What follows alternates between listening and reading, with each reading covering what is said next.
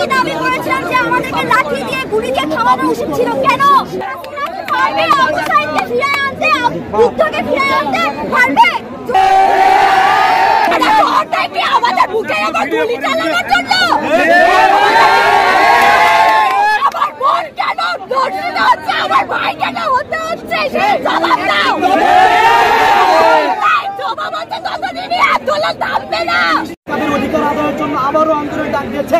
আমরা এই আন্দোলন সফল করে ঘরে ফিরব ইনশাআল্লাহ। বলি প্রথমে ওবায়দুল কাদের, তার পদত্যাগ, স্বরাষ্ট্রমন্ত্রীর পদত্যাগ, যেই কটা বিশ্ববিদ্যালয়ে রক্ত ধরেছে, যেই কটা বিশ্ববিদ্যালয়ে আমাদের সাধারণ ভাইদের গুলি করা হয়েছে, সেই কয়টা সাধারণ ভার্সিটির ভিসিদের পদত্যাগ, এ সহ আমাদের 9টা দফা আছে। আমরা এই 9 দফা নিয়ে এগিয়ে যাব। যদি আমাদের 9 দফার পরিবর্তে 1 দফা কার্যকর করতে হয়, তাহলে ওই 1 দফাই আমাদের শেষ দফা হবে। শেখ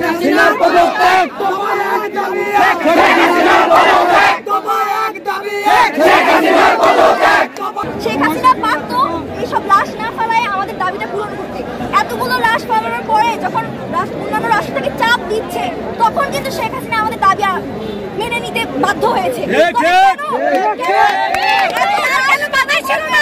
শুধু মুক্তিযোদ্ধা দায় নয়, তাদের সাধারণ জনগণ বাস করতে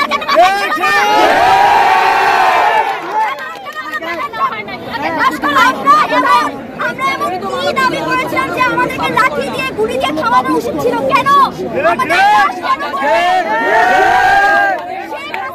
পারবে আবু সাইদকে ফিরিয়ে আনতে, বুদ্ধকে ফিরিয়ে আনতে পারবে? শেখ হাসিনার পদত্যাগ। আমাদের ফোন চেক করা হচ্ছে, আমাদের পার্সোনাল ডায়েরি চেক করা হচ্ছে, কেন? আমাদেরকে প্রাইভেট ফোন নাই? আমরা কি ফোন চেক করতে? আমরা কি একবার গিয়েছি শেখ হাসিনার কয়টা বাবাটা চেক করতে? আমরা স্বাধীন দেশের নাগরিক, আমরা স্বাধীন দেশের নাগরিক। আমরা আপনাদের আহ্বান জানাতে চাই, আমাদের ন্যায্য দাবি আপনারা সাধারণ মানুষের ঘরে ঘরে পৌঁছে দিন। এর জন্য আপনাদেরকে উদাত্ত আহ্বান জানাচ্ছি। আর যদি না চালান, আপনারা আমাদের ভিডিও যদি প্রচার না করেন, তাহলে ভিডিও করা কমে যাবে।